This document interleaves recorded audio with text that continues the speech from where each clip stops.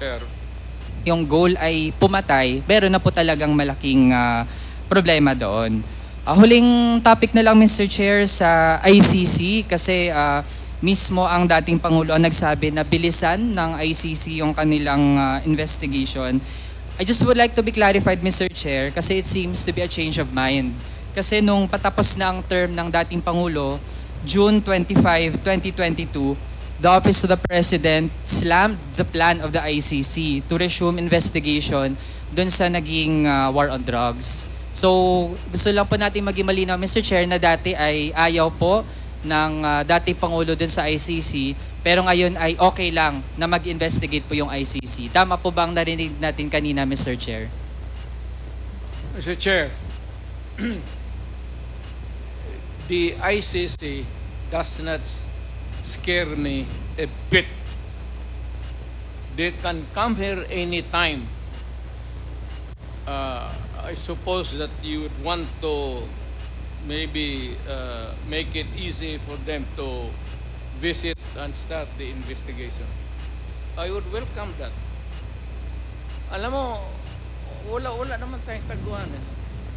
Ang sinabi ko, yung ginawa ko, sinasabi ko na sa inyong ginawa ko. I did it for my country and for the young people dyan sa droga. No excuses, no apology. If I go to hell, so be it. Mr. Chair, hearing that, ibig sabihin po ba ay willing ang dating Pangulo na isubject yung sarili sa investigation and all processes na gagawin ng ICC in relation dun sa kanyang war on drugs? Bigyan mo ako ng pera, ako nang punta ng ICC doon. Ako na mismo magpa-imbestiga doon. Ang tagal nila, hurry up.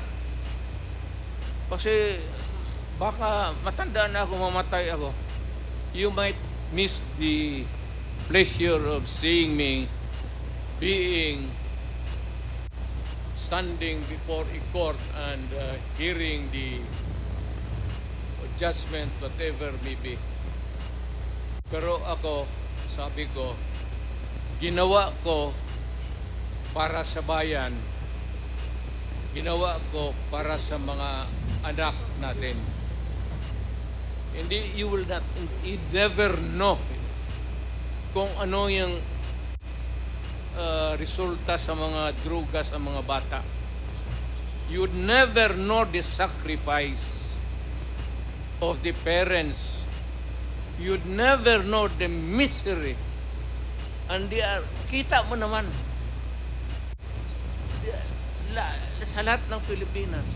And you'd never understand the suffering of a parent or a brother or sister na nakita niya naggunggong na ang anak niya. Pinaaral mo kindergarten, grade school, high school, pagdating sa college, bigyan mo ng droga tapos nagunggong na, and you render the human being inutil. Yan ang masakit sa akin nung na-mayor ako. Kasagsagan yun ng droga. Hindi ko katanggap-tanggap. Kaya kita papatayin talaga, prangkahan. Hindi ko matanggap. So that's your last question. Ikaw yun. Mr. Chair, hindi po talaga katanggap-tanggap lalo na't kung meron nga, totoo man, kahit sabihin natin na nakagamit ng droga pero sa halip na i-rehabilitate, ang mangyayari pala ay masasama sa drug list na hindi vetted tapos papatayin. Masakit po talaga yun, Mr. Chair. At sa dami ng mga naging witnesses po natin, mga relatives na pumunta dito, dama po natin ang ganong epekto. Hindi lamang nung pagkalat ng illegal na droga, pero maging yung approach, no, na patayan yung nakapanguna kaysa yung paano natin ma-rehabilitate yung mga napunta sa ganong landas. Sir, So, Mr. Chair, ito Sir, na po yung huling tanong natin. May I just interrupt you? Mr. President, sandali lang po, patapusin lang po natin siya. Pagkatapos po, kayo po, re-recognize ko po. Sige, please wrap it up. Thank so you, that, Mr. we Chair. can Mr. proceed. Chair, huling tanong kasi lumitaw din naman na ang dating economic advisor ng former president na si Michael Yang ay actually involved sa illegal drug trade. So gusto po nating matanong kasi ang postura po ng dating Pangulo ay staunch enemy of illegal drugs, pero malalaman natin, Mr. Chair, na ganun pala ang ilan sa mga aktibidad ng kanyang economic advisor. So gusto po nating malaman, alam din po ba yon ng dating Pangulo na mismo economic advisor niya ay involved sa illegal drug trade? Are you really sure? We had lots of evidence po dito sa Well, hearings sa Kamara. Produce one now. The records of the House of Representatives can suffice. He's going around until now and making friends with everybody. Lahat ng mayor yan dinedicate. Ganon ang mga in-check. Lahat ng businessmen sa China, mainland China, pag nagdegosyo, nagdidikit yan ng mga politiko, especially the mayor. Hindi ako namimili kasi lulo ko in-check eh. So ano bang problema ko kung maglapit yan dito, puro kriminal? Eh, magipag-inuman ako ng kriminal. Pagkatapos niyan, barilin ko. Wala mang problema sa akin yan. Pakainin ko, tapos pagbusog na, lasingin ko.